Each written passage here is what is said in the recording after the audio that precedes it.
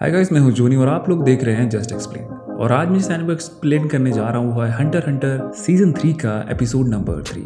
तो इसलिए बिना किसी डिले के वीडियो को स्टार्ट करते हैं। हम लोग गॉन, कीलुआ और लिएरियो को देखते हैं और वो लोग फैंटम ट्रूप्स के मेंबर के बारे में पता करने के लिए ट्राई कर रहे होते हैं, पर उन्हें कोई भी क्लू नहीं मिलता है। इसके बाद कि गॉन को एक आइडिया आता है और वो कहता है कि अगर हम लोग किसी को अच्छे खासे पैसे ऑफर करें ट्रूप्स का लोकेशन बताने के लिए तो कैसा रहेगा। एक बार हमें लोकेशन मालूम पड़ गया तो हम उन्हें पकड़ लेंगे। लिएरियो उसे याद दिलाता है कि हमारे पास तो पैसे भी नहीं है किसी को देने के लिए। इसके बाद कि गॉन अपने हंटर कार्ड को गिरवी रख देता है, कुछ पैसे लेता है एंड जिसके बाद कि वो लोग ऑनलाइन फॉर्म में अपने इस आइडिया को एग्जीक्यूट करने के लिए निकल पड़ते हैं। मार्केट से गुजरते वक्त गॉन की नज़र एक नाइफ पर पड़ जाती है। कीलुआ उसे कहता है कि ये एक बेंस नाइफ है और ये काफ़ी रेयर है क्योंकि जिसने इसे बनाया था वो एक सीरियल किलर था और उसके साथ साथ ही एक ब्लैक स्मिथ भी था। और वो उसे कहता है कि आखिरकार गॉन को इसके बारे में कैसे पता चला। गॉन कहता है कि मुझे नहीं पता, मैंने तो बस इसे देखा और मुझे काफ़ी अच्छा लगा। इसके बाद कि मैंने ग्यो एक्टिवेट करके इसे देखा और मुझे इसमें नैन के कुछ ट्रेसेस दिखाई दिए। और कीलुआ भी ग्यो को यूज़ करके देखता है एंड वो भी उस नैन को देख पाता है। लिएरियो ट्राई करता है पर उसे कुछ भी नहीं दिखाई देता, ऑब्वियसली क्योंकि उसने नैन की ट्रेनिंग नहीं करी थी। इसके बाद कि कीलुआ को एक आइडिया आता है। वो कहता है कि जैसे कि उन्हें उसके मास्टर ने बताया था कि कभी कभी लोग अनजाने में नैन यूज़ करते हैं, स्पेशली तब जब वो लोग किसी चीज़ पर एक्स्ट्रा फोकस करते हैं। तो हो सकता है कि अगर हम लोग ग्यो को यूज़ करके उन आइटम्स को देखें तो हमें कुछ मास्टरपीस मिल जाए, ऐसे आइटम जिन्हें कि जीनियस लोगों ने बनाए थे। तो हम बाद में उन आइटम्स को अच्छे प्राइस पर बेचकर कुछ पैसे कमा लेंगे। और वो दोनों इस काम में लग जाते हैं और लिएरियो उन दोनों को वहाँ पर छोड़कर ऑनलाइन फॉर्म में ट्रूप्स के मेंबर की लोकेशन पता करने के लिए निकल पड़ता है। गॉन, कीलुआ आइटम्स पर अपना प्राइस टैग लिख देते हैं। तो सिस्टम कुछ ऐसा है कि अगर तुम्हें कोई चीज़ पसंद है तो तुम उस पर एक बोली लगाते हो, बेसिकली एक प्राइस लिखते हो और बाद में अगर किसी बंदे को पसंद आता है तो वो तुमसे बड़ी बोली लगा सकता है and at the end of the day जिसकी बोली सबसे ज़्यादा होगी वो आइटम वो हासिल कर लेगा। गॉन एंड कीलुआ उन आइटम्स को आइडेंटिफाई करते वक्त नोटिस करते हैं कि वो जिस भी आइटम्स पर बोली लगा रहे हैं किसी और एक ज़ेफाइल नाम के बंदे ने उन आइटम्स पर पहले से ही बोली लगा रखी है। जिसके बाद कि वो लोग ऑक्शन मार्केट में उन चीज़ों को बेचने के लिए निकल पड़ते हैं जो कि उन्होंने मार्केट से खरीदा था। वो एक शॉप पर पहुंच जाते हैं एंड बताते हैं कि ये सब उन्हें उनके डैड के कबर्ड से मिला है, तो क्या उन्हें इसके बदले कुछ मिलेगा। और वो दुकानदार उन्हें उन सभी या फिर उन तीनों आइटम्स के बदले में 500,000 ऑफर करता है कि तभी वहाँ पर एक बंदा आ जाता है और उस दुकानदार को फ्रॉड कहता है कि वो झूठ बोल रहा है, कि भले उसने बाकी दो आइटम्स का प्राइस सही लगाया है पर वो वुडन स्टैचू के लिए काफी कम दे रहा है एंड वो उन दोनों को ठगना चाहता है। जिसके बाद कि वो उन दोनों को बताता है कि ये एक एंशिएंट सेफ बॉक्स है या फिर कहूँ तिजोरी, जिसे कि लगभग 300 साल पहले अमीर लोग अपने खजाना छुपाने के लिए यूज करते थे। और उन्हें बताता है कि दुकान वाला स्टैचू को चेक करने के बहाने में इसके सारे ट्रेजर को चुराने के फिराक में है और वो ये प्रूव करने के लिए उन्हें वो स्टैचू को खोल कर दिखाता है और उसमें सच में ट्रेजर निकलता है। इसके बाद कि वो लोगों को पता चलता है कि उस बंदे का नाम ज़ेफाइल है और हाँ, ये वही बंदा है जो कि उन ऑब्जेक्ट्स पर बोली लगा रहा था। और वो लोग एक साथ लंच पर चलते हैं, एक तरह से उसे थैंक्स करने के लिए, उसकी हेल्प के लिए। इसके बाद कि ज़ेफाइल उनसे पूछता है कि आखिरकार उन्हें उन आइटम्स के बारे में कैसे पता चला कि वो इतना प्रीशियस है, क्या किसी ने उन्हें टिप दी थी। जिस पर कि वो उसके आगे अपना सीक्रेट रिवील करते हैं, यानी कि नैन के बारे में बताते हैं। जिसके बाद कि ज़ेफाइल उनसे उनके पैसे कमाने का रीज़न पूछता है एंड वो लोग उसे गॉन के डैड के बारे में बताते हैं एंड ग्रिड आइलैंड के बारे में बताते हैं एंड ज़ेफाइल शॉक में पड़ जाता है जब उसे पता चलता है गॉन एक प्रो हंटर है। इसके बाद कि वो उन दोनों को कहता है कि वो उन दोनों की हेल्प करना चाहता है, जिस पर कि वो लोग उससे उसका रीज़न पूछते हैं। वो कहता है कि मैं सिर्फ अच्छे आइटम्स की ही नहीं बल्कि अच्छे इंसानों की भी परख कर सकता हूँ और मुझे तुम लोग अच्छे लोग लगे और उसके साथ साथ तुम्हें कोई एक ऐसा बंदा चाहिए जो कि तुम्हारे बिहाफ पर ट्रेजर्स को अच्छे प्राइस पर बेच सके और वैसे भी तुम्हें एक अप्रेजर की जरूरत पड़ेगी और इसलिए मैं तुम्हारी हेल्प करना चाहता हूँ। इसके बाद कि वो दोनों इस बात से एग्री कर लेते हैं एंड वो डिसाइड करते हैं कि वो लोग ज़ेफाइल की फीस के बारे में बाद में डिसाइड करेंगे। और जिसके बाद कि वहाँ पर लिएरियो का कॉल आ जाता है और उन्हें बताता है कि उसे 2 ट्रूप्स के मेंबर का लोकेशन के बारे में पता चल गया है और वो उन्हें वहां पर फौरन आने के लिए कहता है और वो दोनों उन आइटम्स को बेचने की जिम्मेदारी ज़ेफाइल पर छोड़कर वहां से निकल पड़ते हैं। जिसके बाद कि गॉन, कीलुआ और लिएरियो उस जगह पर पहुंच जाते हैं जहां से उन्हें उन फैंटम ट्रूप्स के मेंबर के होने की खबर मिली थी। हम देख पाते हैं कि वो दोनों फैंटम ट्रूप्स मेंबर माची और नोबुनागा होते हैं और वो लोग एक कॉफी शॉप पर किसी का वेट कर रहे होते हैं। नोबुनागा माची से पूछता है कि तुम्हें क्या लगता है क्या वो सच में मारा गया है? माची उससे कहते हैं कि पता नहीं, कह नहीं सकते, उसके मरने के 50-50 चांस है। जिसके बाद कि हम लोग उन तिकड़ी को देखते हैं और लियरियो उन्हें कहता है कि अब हमें इन दोनों को कैप्चर करना है। जिस पर कि कीलुआ कहता है कि ये करना इम्पॉसिबल है क्योंकि हम लोग उसके लिए काफी वीक हैं। जिस पर कि वो उन्हें उसके डैड के बारे में बताता है। उसके डैड को एक बार उन फैंटम ट्रूप्स को ठिकाने लगाने के लिए पैसे मिले थे और लौटने पर उसके डैड ने कहा था कि इस जॉब के लिए उसे काफी कम पैसे मिले। एक्चुअल में ये उसके डैड का एक तरीका है उस अपोनेंट की तारीफ करने के लिए कि वो काफी स्ट्रांग थे। और उसके डैड ने उन सभी को कहा था कि फैंटम ट्रूप से दूर रहने के लिए। वो कहता है कि मुझे लगा था कि इतने सालों बाद अब मैं शायद केपेबल हो चुका हूँगा, पर मैं गलत था। पर उन दोनों को समझ में नहीं आ रहा होता है कि वो इतनी स्ट्रांग लग तो नहीं रहे। जिस पर कीलुआ कहता है कि एग्जाम्पल के लिए कि मान लो कि उन दोनों की स्ट्रेंथ लगभग हिसुका के बराबर है, तो अब बताओ क्या तुम्हें लगता है कि तुम उनका सामना कर सकते हो? लियरियो और गॉन दोनों ही अब डिफिकल्टी लेवल को समझ जाते हैं और कीलुआ उन्हें बताता है कि वो फैंटम ट्रूप्स मेंबर यहाँ पर वैसे भी जानबूझकर सबके सामने आए हैं क्योंकि वो लोग किसी के उन्हें ढूंढने का वेट कर रहे हैं। और वो सही भी होता है क्योंकि वो लोग चेन यूजर यानी कि कुरापिका का वेट कर रहे होते हैं। और वहीं दूसरी ओर दोनों को भनक लग चुकी होती है कि कोई उन पर नजर रखे हुए है और उन दोनों में एक तरह से बहस हो जाती है कि वो लोग उस चेन यूजर को जिंदा पकड़ेंगे या मुर्दा। जिसके बाद कि वो लोग वैसा ही करते हैं जैसा कि उनके बॉस ने प्लान किया था और वो लोग वहां से जाने लगते हैं। और कीलुआ और गॉन ये फैसला करते हैं कि वो लोग उन्हें पकड़ने की कोशिश नहीं करेंगे, पर वो लोग उनके हेडक्वार्टर्स का पता लगाने को ट्राई करेंगे उनका पीछा करके। और कीलुआ गॉन को इसीलिए कहता है कि उनका पीछा करने से पहले मैं चाहता हूं कि तुम मुझे एक प्रॉमिस करो कि जैसे ही मैं तुम्हें सब कुछ छोड़कर भागने के लिए कहूंगा तुम मेरी बात मानोगे।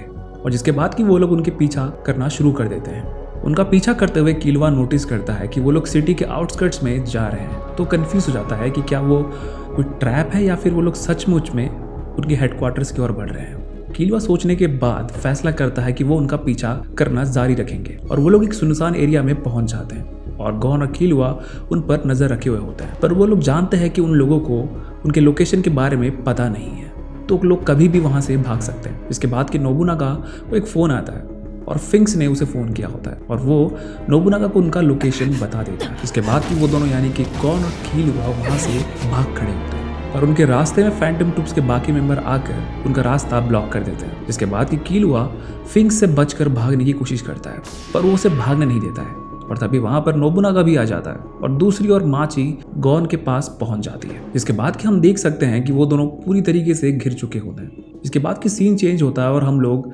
शालनार्क और क्रोलो को देख पाते हैं और वो लोग चेन यूजर की डिटेल्स निकलवाने की कोशिश कर रहे होते हैं। और वहां पर क्रोलो को नोस्ट्राड के डॉटर के बारे में मालूम पड़ता है, यानी कि नियॉन के बारे में मालूम पड़ता है। इसके बाद कि वो सूट पहनकर कहीं जाने के लिए निकल पड़ता है। इसके बाद कि हम लोग नोस्ट्राड फैमिली के हेड को देख पाते हैं और साथ ही उनके बॉडीगार्ड्स को भी, जहां पर कि वो नियॉन को कहते हैं कि अब उन्हें घर जाना चाहिए क्योंकि यहाँ पर सिचुएशंस काफी बिगड़ चुके हैं और उसे यहाँ पर खतरा भी है। जिसके बाद कि नियॉन के वहां से जाने के बाद उनका बॉस कुरापिका और बाकी बॉडीगार्ड्स को बताता है कि ऑक्शन अभी खत्म नहीं हुआ है, वो फिर से होने वाला है क्योंकि अगर माफिया ने ऑक्शन को नहीं रखा तो एक तरह से उनकी बदनामी होगी और सबको यही लगेगा कि माफिया काफी पावरलेस है। और इसलिए उन्होंने अब उन ट्रूप मेंबर्स को ठिकाने लगाने के लिए प्रोफेशनल लैंड हंटर्स को हायर किया है।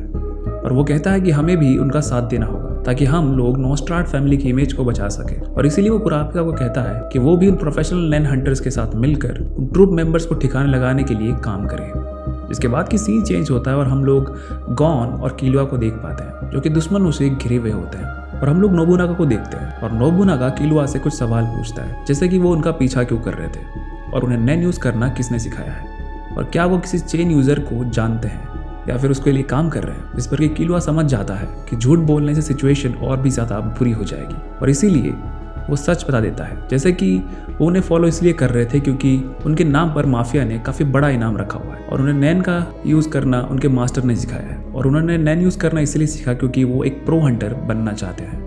और उसके तीसरे सवाल का जवाब देते हुए वो कहता है कि नहीं, वो किसी भी चेन यूजर को नहीं जानता है। जिसके बाद कि कीलुआ सरेंडर कर देता है क्योंकि नोबुनागा उसे मारने की धमकी देता है और उसके पास कोई और चारा भी नहीं था। जिसके बाद कि वो लोग उन दोनों को लेकर अपने हेडक्वार्टर्स में जा पहुंचते हैं। हम लोग देखते हैं कि वो लोग उनके अड्डे पर पहुंच जाते हैं। जिसके बाद कि वहां पर कीलुआ हिसुका को देखकर थोड़ा चौंक जाता है पर वो उसे ना जानने की एक्टिंग करता है। वहीं दूसरी ओर गॉन जबकि ऐसा नहीं कर पाता है और नोबुनागा उनसे पूछता है कि क्या तुम लोग यहाँ पर किसी को पहले से जानते हो? और तभी किलुआ शिजुको को नोटिस कर लेता है और वो कहता है कि हाँ, उस लड़की को। पर शिजुको को कुछ भी याद नहीं होता है। पर वहीं दूसरी और बाकी के 2 मेंबर्स जो कि उस टाइम उसके साथ थे, वो उसे याद दिलाते हैं कि उसने इनमें से एक बच्चे के साथ आर्म रेसलिंग किया था और वो हार गई थी, पर उसे कुछ भी याद नहीं आता है। इसके बाद कि हम लोग देखते हैं कि नोबुनागा गॉन को आर्म रेसल करने के लिए कहता है और वो गॉन को बुरी तरीके से हरा रहा होता है। इवन उसके हाथ का बुरा हाल भी हो चुका होता है। इसके बाद कि नोबुनागा उसे बताता है कि अगर सिर्फ स्ट्रेंथ की बात की जाए तो उवो हम में से सबसे ज्यादा स्ट्रांग था, पर फिर भी किसी चेन यूजर ने उसे मार दिया। और वो उन्हें बताता है कि स्पाइडर यानी कि फैंटम ट्रूप के स्टार्ट होने से पहले वो लोग एक दूसरे के दोस्त थे। वो कहता है कि वो एक एनहांसर था, सीधा साधा सोचने वाला। और वो कहता है कि मैं उसे नहीं छोड़ने वाला जिसने कि उवो को मारा है, और जो भी मेरे और उस बंदे के बीच में आएगा मैं उसे नहीं छोड़ूंगा, और इसलिए तुम्हें जो भी पता है उस चेन यूजर के बारे में मुझे सब कुछ बता दो। कौन कहता है कि अगर मुझे पता भी होता तो मैं तुम्हें कुछ भी नहीं बताता, क्योंकि मैं अपने दोस्तों को इस तरीके से धोखा नहीं देता। और वो उसे कहता है कि मानना पड़ेगा कि किस तरह से तुम एक दूसरे के खोने पर रो रहे हो, पेन महसूस कर रहे हो, पर क्या तुम्हें उन लोगों के लिए पेन फील नहीं होता जिसे तुम मारते हो? और ये कहकर गुस्से में गॉन नोबुनागा को हरा देता है। कि तभी एक और मेंबर गॉन का हाथ तोड़ने की कोशिश करता है, पर नोबुनागा उसे ऐसा करने से मना करता है। बात है उस बंदे का नाम फेटन होता है, और फेटन नोबुनागा को कहता है कि मैं तुमसे ऑर्डर क्यों लूं। इसके बाद कि दूसरे मेंबर्स उनके बीच होने वाले फाइट को रोकते हैं और उन्हें याद दिलाते हैं जैसे कि रूल है कि फैंटम ट्रूप्स के मेंबर एक दूसरे से सीरियस फाइट नहीं करेंगे, और अगर उन्हें कुछ डिसाइड करना हुआ या फिर कुछ मतभेद हुआ तो उसे वो टॉस करके सुलझा लेंगे या फिर डिसाइड करेंगे। और टॉस के बाद नोबुनागा जीत जाता है और फेटन गॉन को छोड़ देता है। इसके बाद कि वो लोग सोचते हैं कि इन बच्चों का आखिरकार करना क्या है, और वो इसका जवाब पोकुनादा से पूछते हैं जो कि एक और मेंबर है। और उन्हें कहती है कि रास्ते से यहाँ पर आते वक्त मैंने उन्हें चेक किया था, पर मुझे ऐसी कोई भी मेमोरी नहीं मिली जो कि चेन यूजर से रिलेटेड हो। और ये सुनने के बाद किलुआ ये डिड्यूस कर लेता है कि पोकुनादा के पास कोई पावर है जिससे कि वो दूसरों की मेमोरीज को देख सकती है, और वो भी सिर्फ इंसान को छूकर, क्योंकि उन्होंने यहाँ पर आने तक कोई भी उनसे सवाल नहीं पूछा था और ना ही उन्होंने कोई जवाब दिया था। पर उसे डर होता है कि पोकुनादा उसे फिर से ना छू ले, क्योंकि पहले उसे ये नहीं पता था कि वो चेन यूजर कौन हो सकता है। पर अब उसके दिमाग में कुरापिका की इमेज है, क्योंकि उन्होंने जो डिटेल्स दी है, जो फैंटम ट्रूप्स का दुश्मन है वो अकेले काम करने वाला बंदा है, और साथ ही वो माफिया फैमिली का बॉडीगार्ड है। और इस तरह के क्लूज से उसे तो ये आइडिया थोड़ा बहुत लग जाता है कि शायद ये कुरापिका हो सकता है। जिसके बाद कि वो लोग फैसला करते हैं कि उन्हें वो लोग छोड़ देंगे, पर तभी नोबुनागा उन्हें छोड़ने से मना कर देता है। और वो गॉन से पूछता है कि क्या वो एक फैंटम ट्रूप मेंबर बनना चाहेगा, जिस पर कि गॉन कहता है कि हरगिज नहीं। और वो बाकी सभी लोगों को कहता है कि हम लोग बॉस के आने तक इन्हें यहीं पर रखेंगे, और बॉस के आ जाने के बाद मैं इन्हें फैंटम ट्रूप मेंबर बनाने के लिए बॉस को पूछूंगा। अगर वो मानते हैं तो ठीक है, वरना हम इन्हें छोड़ देंगे। और बाकी मेंबर ये समझ जाते हैं कि नोबुनागा ऐसा क्यों कर रहा है, क्योंकि गॉन एकदम उवो जैसा है, एक एनहांसर, एक सिंपल माइंडेड पर्सन, और अपनों को बचाने के लिए अपनी जान भी दे देने वाला। इसके बाद की शलार कहता है कि हमें टाइम वेस्ट नहीं करना चाहिए, और हमारे पास जो भी डिटेल्स प्रेजेंट है नोस्टार्ट फैमिली के बारे में, उसको यूज करके हमें उस चेन यूजर को ढूंढना चाहिए। वो कहता है कि उवो ने उसे बताया था कि उस चेन यूजर की इमेज इस वाले शीट में प्रेजेंट नहीं है, पर हो सकता है कि ये लोग उसे जानते हों, तो हम सब लोग मिलकर या फिर टीम बनाकर इन सबको ढूंढेंगे। इसके बाद कि वो लोग उन्हें ढूंढने के लिए निकल जाते हैं, और यहाँ पर नोबुनागा गॉन और किलुआ पर नजर रखे हुए था। हम देखते हैं कि किलुआ सोच रहा होता है कि आखिरकार वो क्यों जम गया था अपनी जगह पर जब हिसोका ने उसे रोक लिया था। इवन वो कुछ करने की भी उस वक्त सोच नहीं पा रहा था। वो सोचता है कि अगर गॉन मुसीबत में होता तो क्या तब भी वो ऐसा रिएक्ट करता, कि तभी उसे उसके भाई इल्यूमी के कहे हुए वर्ड्स याद आने लग जाते हैं कि कभी भी वो अपने से स्ट्रॉन्ग अपोनेंट से फाइट ना करे। और ये बात उसने उसके दिमाग में अच्छे से धसा दिया है। पर गुस्से में वो चिल्लाता है और नोबुनागा से लड़ने के लिए धीरे धीरे उसकी ओर बढ़ता है। उसे डर लग रहा होता है, पर फिर भी वो उसकी ओर बढ़ता है। नोबुनागा उसे कहता है कि अगर तुम मेरे रेंज में आए तो मैं तुम्हारे 2 टुकड़े कर दूंगा। पर वो आगे बढ़ता है, पर फिर वो वापस लौट जाता है और खुद पर ही गुस्सा करने लगता है और कहता है कि नहीं, मैं उससे नहीं जीत सकता, मुझे कोई और तरीका सोचना होगा यहाँ से भागने के लिए। इसके बाद कि वो गॉन से कहता है कि मैं उसका ध्यान बटाता हूँ और तुम उस चांस को यूज करके यहाँ से भाग जाओ। कि तभी गॉन किलुआ को एक टपली मारता है और उसे कहता है कि तुम पागल हो क्या। और यहाँ से नोबुनागा उन दोनों के फाइट के मजे ले रहा होता है। उन्हें कहता है कि तुम्हें बस बॉस के आने तक का इंतजार करना होगा, और उन्होंने अगर तुम्हें रखने से मना कर दिया तो मैं तुम्हें छोड़ दूंगा। इसके बाद कि गॉन किलुआ को ज़िफाइल के बताए हुए टेक्निक्स के बारे में याद दिलाता है, जो कि उसने उसे बात करते वक्त बताई थी, जैसे कि वेल्डिंग, एक्सपोजिंग, और उनमें से एक और टेक्निक थी साइड स्टेपिंग। और किलुआ कहता है कि हाँ, मुझे याद आ गया। इसके बाद कि वो दोनों एक साथ नोबुनागा की तरफ बढ़ते हैं और वो भी उनसे फाइट करने के लिए रेडी हो जाता है। और पर तभी वो दोनों सीधे ना भागकर साइड की दीवार को तोड़कर वहां से भागने लग जाते हैं अपोजिट डायरेक्शन में, और नोबुनागा गॉन का पीछा करता है पर वो दोनों उसे चकमा दे देता है। और इससे पहले कि नोबुनागा उसे पकड़ पाता वो दोनों उस एरिया से ही भाग चुके होते हैं। जिसके बाद कि गॉन कहता है कि हमें और पावरफुल बनना होगा क्योंकि मैं इन फैंटम ट्रूप्स के मेंबर को हराना चाहता हूँ। इस पर कि किलुआ कहता है कि हाँ, और इसके लिए हमें कुरापिका के पास जाना होगा क्योंकि वो चेन यूजर कोई और नहीं बल्कि कुरापिका है और उसने ही शायद उनके एक मेंबर को मारा है, और अगर वो इतना कम टाइम में इतना स्ट्रांग बन सकता है तो वो भी जरूर बन सकते हैं। हम लोग देखते हैं कि न्योन शॉपिंग कर रही होती है और उसके साथ 2 बॉडीगार्ड्स होते हैं, बाशो और मेलेडी। पर न्योन अपना भेस बदल कर उन्हें चकमा देकर वहां से भाग जाती है क्योंकि उसे लगता है कि उसके डैड ने उसे झूठ बोला है और वो उसे कभी भी ऑक्शन में लेकर नहीं जाने वाले हैं, और इसीलिए वो अकेले ही ऑक्शन में जाने का फैसला करती है। और हम देख पाते हैं कि कोई आदमी उसकी आइडेंटिटी पहचान चुका होता है और वो उसका पीछा करने लगता है। मतलब मैंने बोला था ना कि ये लड़की दिमाग से पैदल है, तो अब समझ गए होगे। इसे लगता है कि बॉडीगार्ड्स फोकट में घूम रहे इसके आसपास, कोई दिक्कत थोड़ी है। जिसके बाद कि वहीं दूसरी ओर उन डॉन्स ने प्रोफेशनल को अपॉइंट किया होता है फैंटम ट्रूप्स को ठिकाने लगाने के लिए, और उसमें हम लोग किलुआ के फैमिली यानी कि ज़ोल्डिक फैमिली को भी देख पाते हैं, जिसमें कि उसके दादा और उसके पापा यानी कि जेनो और सिल्वा आए हुए होते हैं। मतलब आप समझ रहे हो तुम लोग कि मामला थोड़ा सा गंभीर हो चुका है। और उसी के साथ वहां पर कुरापिका भी आकर पहुंच जाता है। बेसिकली नोस्टार्ड फैमिली का जो हेड होता है वो कुरापिका से भी चाहता था कि वो उन प्रोफेशनल्स के साथ मिलकर उन फैंटम ट्रूप्स के मेंबर को ठिकाने लगा दे। और मतलब यहाँ पर ये थोड़ा सा, मैं क्या बताऊँ यार, ये नोस्टार्ड वाला इंसान जो भी बंदा है इसका बॉस एक नंबर का चूतिया है, क्योंकि इसको हर जगह अपनी टंगड़ी उड़ानी है, पता नहीं फॉर सम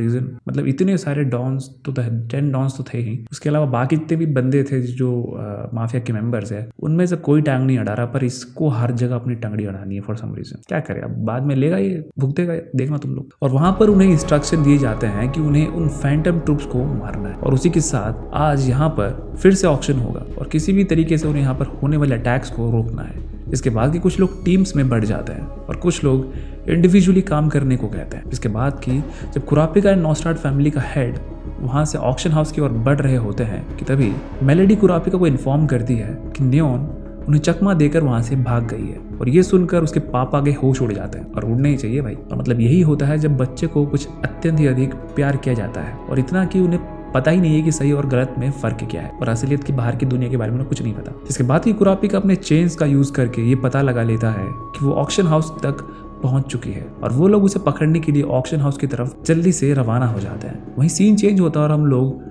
न्योन को देखते हैं, एंड वो अकेली नहीं होती है बल्कि उसके साथ कोई एक और बंदा होता है, और उसी की बदौलत उसे अंदर जाने के लिए दिया जाता है, क्योंकि वहां जाने के लिए ऑक्शन के अंदर बेसिकली उनको पास की रिक्वायरमेंट होती है, और न्योन के पास वो नहीं था। एंड वो दूसरा बंदा कोई और नहीं बल्कि फैंटम ट्रूप का बॉस यानी कि क्रोलो होता है, एंड वो अपनी मीठी मीठी बातों से उसे बहला लेता है। इसके बाद कि वो उसे पूछता है कि क्या वो एक फॉर्चून टेलर है, एंड वो कहती है कि हाँ, एंड जिसके बाद कि वो क्रोलो को उसका फॉर्चून लिखकर उसे दे देती है, जहाँ से क्रोलो को पता चलता है कि वो अब मारा जा चुका है, जिसके बाद कि वो उसके लिए दुखी होता है। एंड न्योन को वो ऑक्शन हाउस की ओर लेकर जा रहा होता है कि रास्ते में न्योन बेहोश हो जाती है, एंड असल में वो बेहोश नहीं हुई होती है बल्कि क्रोलो ने एक फास्ट चॉप दिया होता है उसके पेट में, जिससे कि वो बेहोश हो गई होती है। एंड वहां पर प्रेजेंट बॉडीगार्ड्स को बताता है कि ये नोस्टार्ड फैमिली की मेंबर है। वहीं दूसरी ओर सिक्योरिटी रूम में प्रेजेंट एक प्रो किलर या फिर एक प्रो असासिन इस चीज को कैमरा के थ्रू देख लेता है कि वैसे तो वो चॉप इतना फास्ट होता है कि ह्यूमन आइज को उसे कैच भी नहीं कर सकती है। जिसके बाद कि वो प्रो किलर क्रोलो का पीछा करते हुए एक रूम में पहुंच जाता है, जहां पर हम देख पाते हैं कि क्रोलो ने पहले ही एक प्रो किलर को मार दिया होता है। जिसके बाद कि उसके बीच एंड उस दूसरे प्रो किलर के बीच फाइट स्टार्ट हो जाती है कि तभी सीन चेंज होता है और हम लोग ये देख पाते हैं कि कुरापिका एंड उसके बॉस ऑक्शन हाउस वाले बिल्डिंग में आकर पहुंच जाते हैं, और उन्हें ये पता चलता है कि न्योन बेहोश है, एंड उन्हें समझ में नहीं आ रहा होता है कि ऑक्शन हाउस में वो घुसी कैसे, उसके पास तो पास भी नहीं था। कुरापिका कहता है कि जरूर किसी एनिमी ने उसे टारगेट किया होगा क्योंकि उसकी फोटो हंटर वेबसाइट पर प्रेजेंट है। जिसके बाद कि दूसरी ओर हम लोग देखते हैं कि वो प्रो किलर जो कि क्रोलो से फाइट कर रहा था, एंड उसकी हालत काफी संगीन थी। मतलब वो क्रोलो से पूछता है कि आखिरकार वो अभी तक जिंदा कैसे है। क्रोलो उसे बताता है कि अभी वो जिन क्रिएचर्स को देख रहा है वो इंडोर फिश है, एंड वो एक कार्निवोर है यानी कि मांसाहारी, और उन्हें इंसानों का मीट खाना काफी पसंद है, और जब तक वो क्रिएचर्स प्रेजेंट है तब तक उनके अटैक से ना तो तुम मरोगे और ना ही तुम्हें पेन फील होगा। जिसके बाद कि क्रोलो विंडो खोलता है, एंड उसके विंडो खोलते ही वो फिशेस गायब हो जाता है, एंड वो बंदा ऑब्वियसली मर जाता है। जिसके बाद कि हम लोग देखते हैं कि फैंटम ट्रूप्स के मेंबर उस ऑक्शन हाउस के इर्द गिर्द होते हैं एंड उन्होंने वहाँ पर तबाही मचा दी होती है। वहाँ पर हर किसी को मार रहे होते हैं एंड उन्हें ऐसा करने के लिए क्रोलो ने खुद कहा होता है। वो कहता है कि ये हमारी तरफ से उवो के लिए एक आखिरी सलाम है। अगर वीडियो अच्छा लगा हो तो प्लीज़ चैनल को सब्सक्राइब कर देना, शेयर कर देना और लाइक भी कर देना। एंड हाँ, तुम लोग कमेंट भी थोड़ा करा करो यार कि तुम लोग का एपिसोड कैसा लगा। And if you have any questions regarding the characters, regarding the episode और whatever, you can ask those questions in the comment. So comment भी क्या करो। Okay, thank you and see you next time.